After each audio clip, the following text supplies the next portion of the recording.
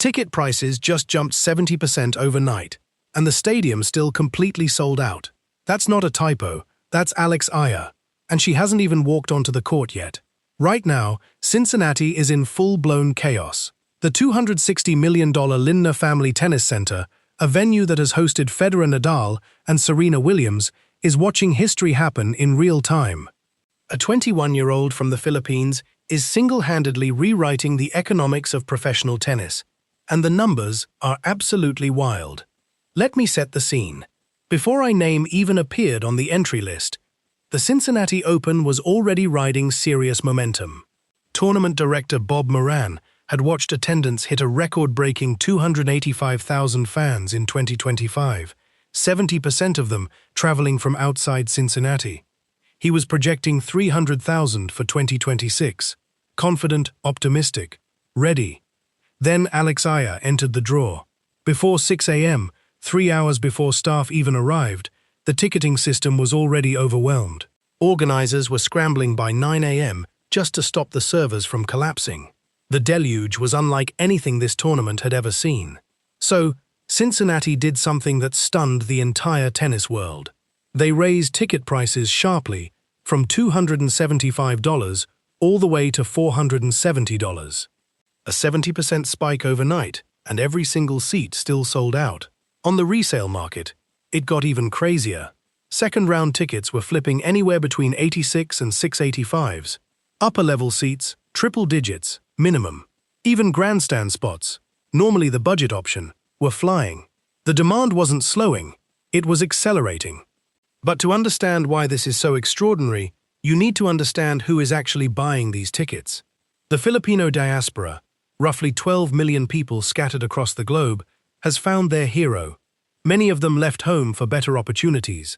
They work long hours in foreign cities, sending money back to families they rarely see. And yet, when Alex Eala plays, they show up in force, flags in hand, chanting like it's a basketball arena, not a tennis stadium. People were screaming like in a basketball match, said Filter Executive Director Tanet Mendoza, describing Eala's Australian Open appearance earlier this year.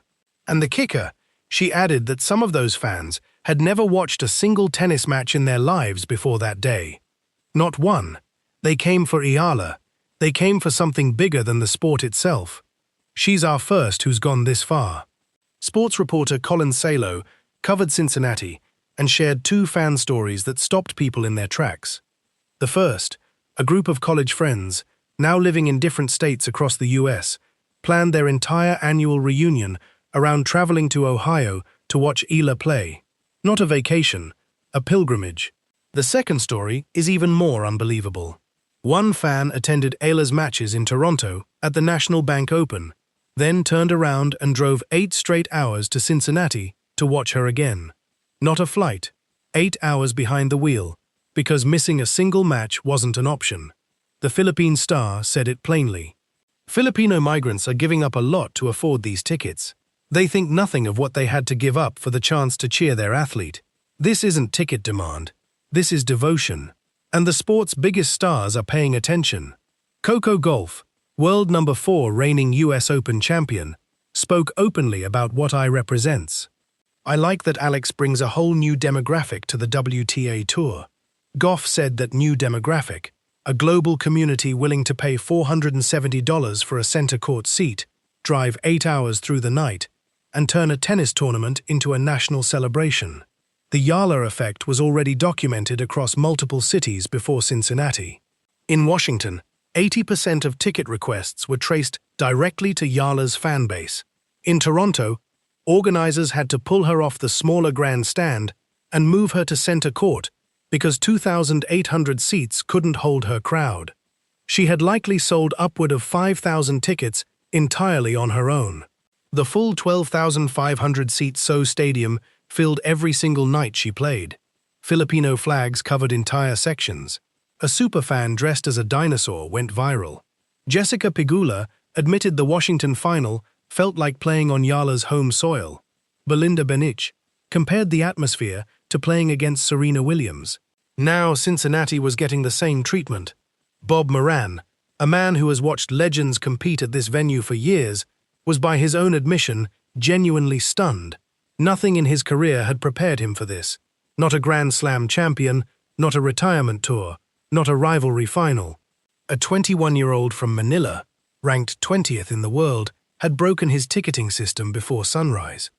As one industry analyst put it bluntly, "For no longer needs a title to command attention. She has changed the economics of attention itself. The tournaments want her in the building whether she wins or loses. Her box office value has fully separated from her results. That is almost unprecedented in professional tennis. This is the part that should make every executive in the sport sit up straight. What Alex Eala has built isn't a fan base. It's a movement, a community that creates a virtual homeland wherever Filipino fans gather to watch her play. Miami, New York, Melbourne, Dubai, London, Cincinnati. They arrive with flags, signs, chants, and matching shirts. They fill seats that were empty the year before. They turn quiet afternoon sessions into electric standing room events that feel nothing like traditional tennis. And the Linna Family Tennis Center, Ben Navarro's $260 million vision for what tennis could become, was built for exactly this kind of moment. The 2,300-seat sunken Champions Court, the 31 outdoor courts, the 56,000 cu-feet player clubhouse, the 9,900 fixed seats and 101 video boards, the 16,000 cu-feet shaded fan pavilion. Navarro covered roughly half the renovation himself. Local governments covered the rest.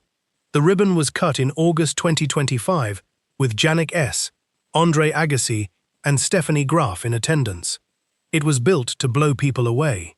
Then Alex Eala showed up and proved the whole thing was worth every penny. The merchandise tent alone expanded by 18,000 square feet. Revenue from merchandise has doubled since 2023. The tournament was already projected to surpass 300,000 attendees in 2026, and that projection was made before her name was even on the entry list. Eala herself, just by entering the tournament, pocketed 26,255. A spot in the round of 32 would push that to 47,375, but the tournament itself, it was making far, far more than that just from tickets. And she said it simply in that gracious way she always does. It's an amazing experience. It's nice to see that the Filipino community is really showing up and enjoying tennis. Hopefully, it will help grow the sport and give them something new and joyful. Then she switched to Tagalog and spoke directly to her people. The crowd lost it. Here is what tennis has never seen before. A player whose draw power doesn't depend on her ranking, her results, or her trophies. A player who sells out stadiums at 6 a.m. before a single ball is struck. A player who makes tournament directors question everything they thought they knew about sports economics. "I've come far," Eala said, "but I still have farther to go." Cincinnati was just the latest chapter. The US Open is next. Then Singapore. Then the Asian Games. The tennis world is still catching its breath. The Filipino community is just getting louder. And Alex Eala is only 21 years old. The real question isn't whether the Eala effect is real. The numbers answered that before 6 a.m. on a Tuesday morning in Ohio. The real question is the tennis establishment ready for what comes next? If this story hit different, drop a comment below. Should tournaments raise prices when Eala plays? Or does that price out the very fans making this possible?